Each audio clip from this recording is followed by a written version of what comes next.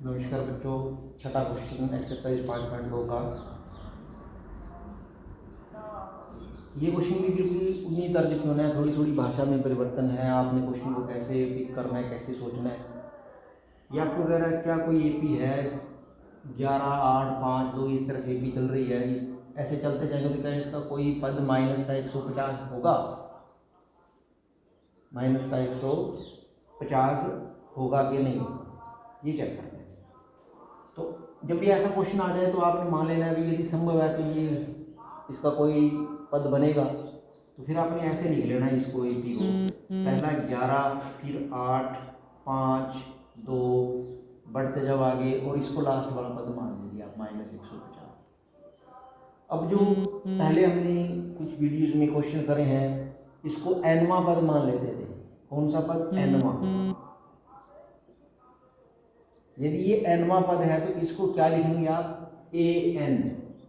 एनवा पद ऐसे लिखते हैं, ए एन बराबर में माइनस 150, यानी कि एनवे नंबर पे आता है तो ए एन लिखा जाएगा इसको माइनस 150। अब हम चेक कर लेते हैं, यदि हम एन का मान निकालने में कामयाब हो गए तो अच्छी बात है। अब एन का जब मान निकालेंगे तो कुछ बातें आपके माइंड में रहनी चाहिए हरदम, नहीं तो दिक्कत आएगी आपको। देखो, एन के मान की बात करते हैं। ये पहला पद होता है, यानी कि इसको बोलते हैं पहले नंबर वाला पद, 1 नंबर। ये दूसरे नंबर वाला 2, ये तीसरे नंबर वाला पद, ये चौथे नंबर वाला पद। तो देखो, जो पदों की गणना हम कर रहे हैं, पदों को जो नंबर दे रहे हैं वो कैसे नंबर है? 1, 2, 3, 4, 5, 6, 7 ऐसे गिनती वाले नंबर। और ये गिनती वाले जो नंबर होते हैं 1, 2, 3, 4, ये कौन सी संख्याएं होती हैं? प्राकृतिक संख्या। और यही हमारे पदों के नंबर होते हैं, पहला, दूसरा, तीसरा, चौथा। यानी जो भी आप एन का मान निकालेंगे वो कैसी संख्या आएगी? प्राकृतिक संख्या। एन का मान 1 हो सकता है, 2 हो सकता है, 3, 4, 5, ये गिनती 6 और ऐसे बढ़ते रहेंगे। एन के ये कोई भी मान हो सकते हैं आगे। तो इसका मतलब एन का मान एक, तो इसमें देखो बटे वाली संख्या नहीं है। जैसे मैं कह दूँ 5/2, तो एन का मान 5/2 नहीं हो सकता। और देखो माइनस की संख्या नहीं है तो एन का मान जो है वो माइनस का भी नहीं हो सकता। तो ये 2-3 चीज़ें आपने याद रखनी है। एन का मान क्या क्या नहीं हो सकता? कोई भी बटे वाला या दशमलव वाली संख्या आपके पास आ रही है, बटे वाला बोलने का मतलब वो बटा कटता नहीं है। वहाँ ऐसी संख्या आ रही है 5/2, 3/2 जो नहीं कटते, वो संभव नहीं है एन के मान, और माइनस का भी संभव नहीं है एन का मान। तो अब इन बातों को अपने भी दिमाग में, माइंड में रखते हुए इस क्वेश्चन को करना वैसे ये जो पहले। अब क्योंकि ये ए एन बराबर मान है तो ए एन का फॉर्मूला फटाफट से यहाँ लिखा जाना चाहिए। क्या लिखा जाएगा? ए प्लस n-1 गुणा में डी और बराबर में माइनस का 150। ए एन का फॉर्मूला लिख दो, माइनस 150 के बराबर है माइनस 150। अब देखो, एक तो चाहिए ए, इसमें ए है, ए चाहिए। ए का मान 11 दिख रहा है सभी को। डी का मान दूसरे में से पहला घटाओ, 8 में से 11 घटा दिया। अब देखो 8 का निशान प्लस है, 11 का माइनस है। अलग अलग संख्याएं घटानी पड़ेंगी आपको, अलग अलग निशान वाली। 11 में से 8 घटाएंगे 3, बड़े का निशान 11 का निशान माइनस, तो डी यहाँ पे माइनस का ध्यान दें। ये दोनों मान यहाँ भर दीजिए।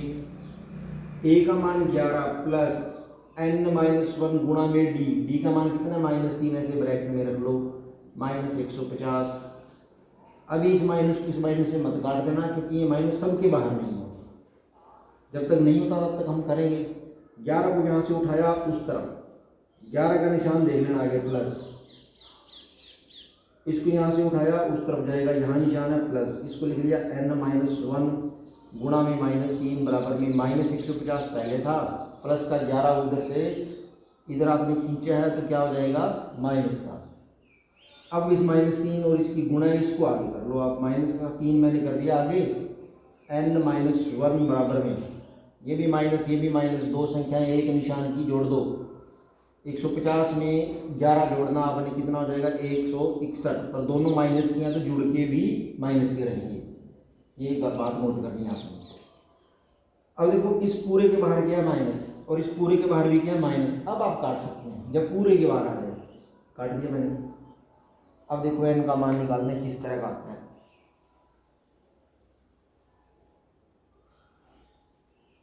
यहाँ रह गया है 3 n-1 बराबर में 161। n-1 बराबर में क्या हो जाएगा, ये 3 पूरे के साथ गुणा है, उस तरफ क्या हो जाएगा 161 बटा में 3। ये -1 था, उस तरफ ले जाओ क्या हो जाएगा प्लस का 161 बटा 3 प्लस का 1, इसके बटे में 1 लगा लो।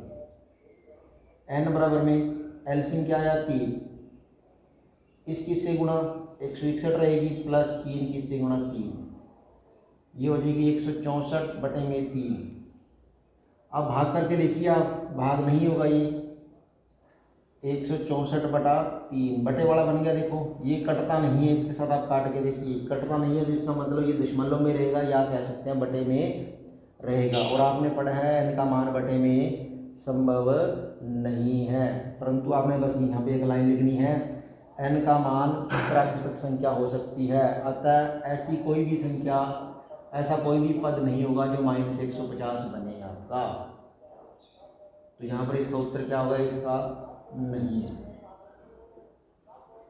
क्योंकि आपने यहाँ पे पूरा हल करके देख लिया, -150 के हिसाब से n का मान निकाल के देखा आपने, और वो कैसा आ गया, बटे वाला नंबर आ गया, दशमलव वाला नंबर आ गया, और n का मान प्राकृतिक नहीं है, तो ऐसा संभव नहीं है। तो ये आपका क्वेश्चन नंबर 6 था।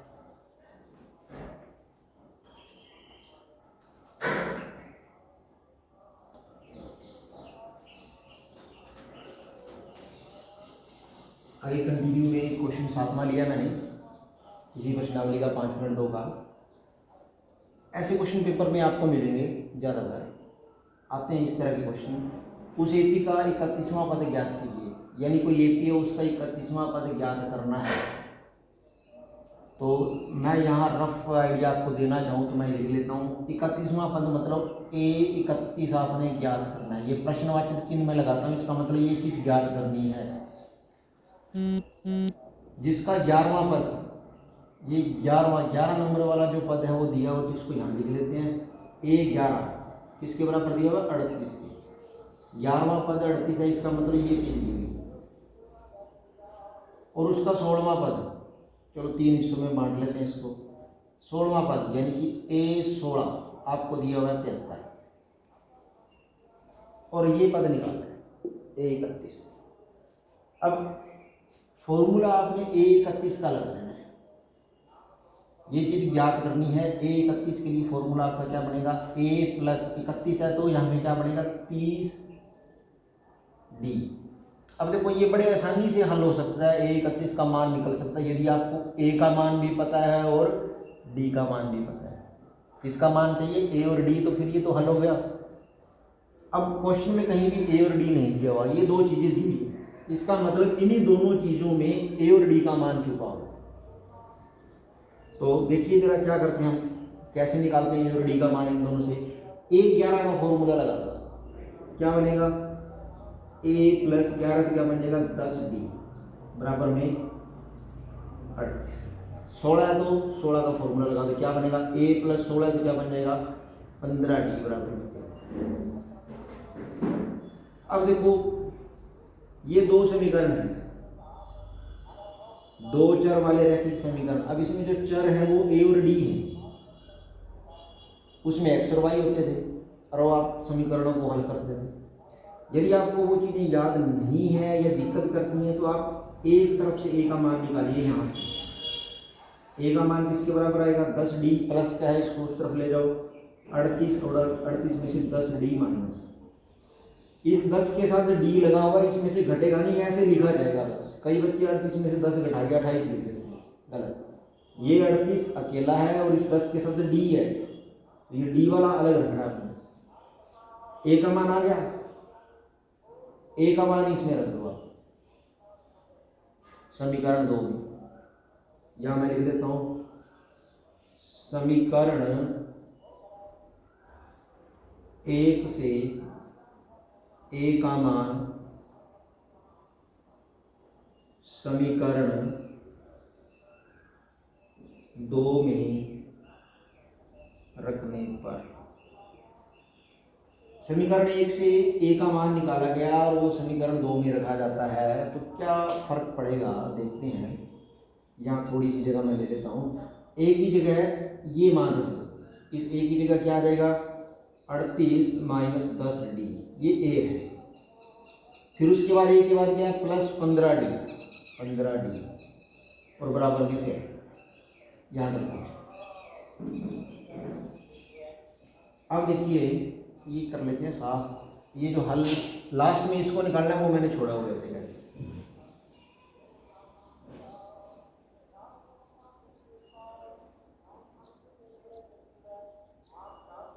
एक समीकरण 1 आपने याद रखनी है, यहाँ लिख लेता हूँ मैं। समीकरण 1 कौन सी थी, a बराबर में 38 माइनस 10d। अब इसको पहले हल करेंगे, ये जरूरी है, इसकी जरूरत पड़नी है इसलिए मैंने इसको लिख लिया। इसको हल करते हैं। देखो ये 38, इस 38 का निशान है प्लस, इस प्लस 38 को आपने उस तरफ ले जाना है। यहाँ पर इस तरफ बच गया माइनस का 10d प्लस का 15d बराबर में 73 और माइनस का 38। ये प्लस का 38 उस तरफ जाके माइनस का होना है। अब इसको मिलाना। अब ये दोनों d हैं, ये आपस में जुड़ सकते हैं, घट सकते हैं, वो आपने देखना अब ये जुड़ेंगे या घटेंगे। ये वाला जो d है वो प्लस क्या है, ये वाला जो d है वो माइनस क्या है। अलग अलग निशान घटाएंगे। ये 15 बार है, ये 10 बार है, घटा दो 15 में से 10, 5 बार d बचेगा और निशान क्या होगा जो बढ़ेगा, निशान है प्लस, तो ये प्लस। 73 में से 38 घटाओ, 13 में से 8 गए 5, 6 में से 3 गए 3, 35 बच गए। घटा के देख लीजिए 35 बचेंगे। d का मान क्या आ जाएगा 35 और ये 5 यहाँ से हटाओ बटे 5 7 35, d का मान कितना आ गया 7।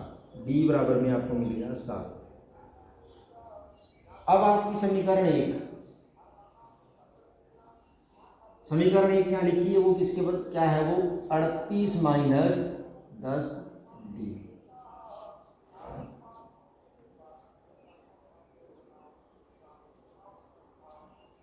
ए का मान ये था 38 माइनस 10d। 38 ऐसे लिखा माइनस 10d, d का मान कितना है 7। 38 माइनस 10 और 7 की पहले गुणा करेंगे 70। अब 70 में से 38 घटाओ, अलग अलग निशान है इसलिए घटाने के लिए घटाइए। 10 में से 8 गए 2, 32 और 32 का निशान क्या हो जाएगा माइनस का, क्योंकि 70 का निशान क्या है माइनस। तो ये आपका रहेगा a और ये रहेगा आपका d। तो आप लिखना चाहें तो लिख लीजिए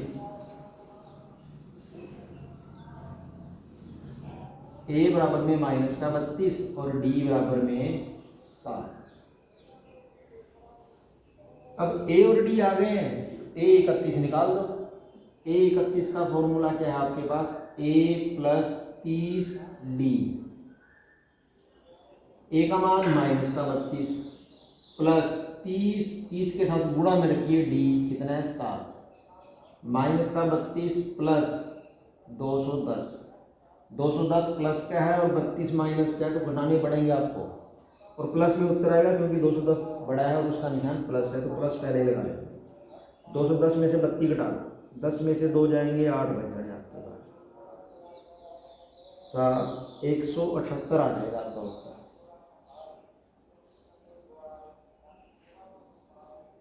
ठीक है जी, ये आपका A31 इस तरह से निकलेगा। तो इस तरह के क्वेश्चनों के ऊपर पकड़ बनाइए। 11वां पद दिया है, 16वां पद दिया था और 31वां पद निकालना है। तो आप अपने दिमाग में ये रखो, एक समीकरण यहाँ से बनेगी 11वें पद से और एक समीकरण बनेगी 16वें पद से। दोनों को आपस में हल करोगे तो किसका मान आएगा, a का और d का।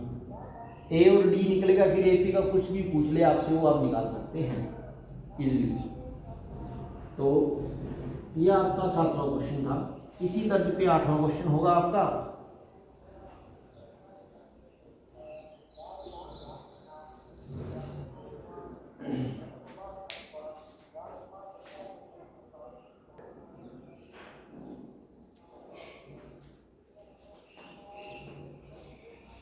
कंटिन्यू में आगे बच्चों 8वां प्रश्न दिया मैंने। 8वां सवाल बिल्कुल वैसा है जैसे हमने 7वां किया, थोड़ा सा भाषा में उसने गड़बड़ करने की कोशिश करी है, पर इतनी बड़ी गड़बड़ नहीं है भी आप पहचान ना पाए। तो कैसे पहचानना, देखिए एक एपी है, उसमें कुल पद 50 है, यानी कि ऐसे गिनती करेंगे पहला, दूसरा, तीसरा, चौथा पद, 5वां पद और लास्ट में कौन सा पद आएगा 50वां। यानी कि जो लास्ट पद होगा वो कौन से नंबर पे है 50वें नंबर पर है गिनती वाली। अब आगे उसका तीसरा पद दिया 12, तो यहीं से क्वेश्चन बनाना शुरू। तीसरा पद तो यानी कि इसका मान दिया होगा आपको A3 का 12, एक चीज यहाँ से मिल गई। और अंतिम पद, अंतिम कौन सा पद होगा ये देखा तो है, कुल पद कितने हैं 50, तो लास्ट में कौन आएगा 50वां पद होगा, वो जो लास्ट वाला होगा वो किसके बराबर है 106 के। तो A50 दिया हुआ आपको, ये किसके बराबर 106। अंतिम पद का मतलब जो सबसे लास्ट में आ रहा है वो 106 है, और सबसे लास्ट में आ रहा है पद वो कौन से नंबर पे है 50वें नंबर पर, यानी A50 दिया होगा। और आपने क्या ज्ञात करना है 29वां पद, A29। तो देखो वही चीजें जो पिछले सवाल में थी, 2 पद उसमें दिए हुए थे और एक पद को ही ज्ञात करना था। तो A29 के लिए फॉर्मूला लिखते हैं तो A + 28 D। बात नहीं आ गई, फिर A और D का मान चाहिए, A और D का मान निकालते हैं। इन दो समीकरणों से निकलेगा A3 क्या होगा भाई, A + 2D बराबर में 12। यही फॉर्मूला सेट करेंगे A3 के लिए, इसके लिए सेट करो A50 के लिए A + 49D बराबर में 106। अब हम ए से यहाँ ए का मान यहाँ से निकालेंगे, उसमें रख देंगे। तो ए का मान यहाँ से निकालते हैं, क्या आएगा 12 प्लस का 2D उधर जाएगा, क्या हो जाएगा माइनस का 2D। ये ए का मान आपने इस समीकरण में रख देना है। मैं सीधा रख रहा हूँ, देखिए ए की जगह पे ये रख दो। अब ए आपको ऐसा दिख रहा है तो इस ए की जगह ये आना चाहिए, भर दीजिए। ए की जगह आ गया 12 - 2D प्लस 49D बराबर में 106। ये 12 का निशान देखो सबसे पहले आगे क्या प्लस, इसको उठाओ और उस तरफ ले जाओ। यहाँ बचा माइनस का 2D प्लस का 49D बराबर में 106, प्लस का 12 उधर जाता है तो हो जाता है माइनस का। ये भी करो, ये माइनस ये प्लस, ये माइनस ये प्लस घटाने पड़ेंगे, दोनों D हैं तो घटेंगे या जुड़ेंगे, पर यहाँ घटेंगे क्योंकि दोनों का निशान अलग अलग। 49 प्लस का 2 माइनस का, तो कितने D बच रहे हैं 47D प्लस के, क्योंकि 49 का निशान प्लस है। 106 में से 12 घटाइए 94, 94। D का मान क्या आ गया 94/47, और जहाँ तक 47 दूना होता है वो 94 होता है। ये आ गया आपका D का मान। तो D बराबर कितना रखेंगे आप 2, वो इस समीकरण में रखना है, इस एक में। D का मान 2 समीकरण 1 में रखने पर A बराबर 12 - 2D, D का मान कितना है 2, 12 - 2 × 2 4, 12 में से 4 घटा देंगे कितना आ जाएगा 8।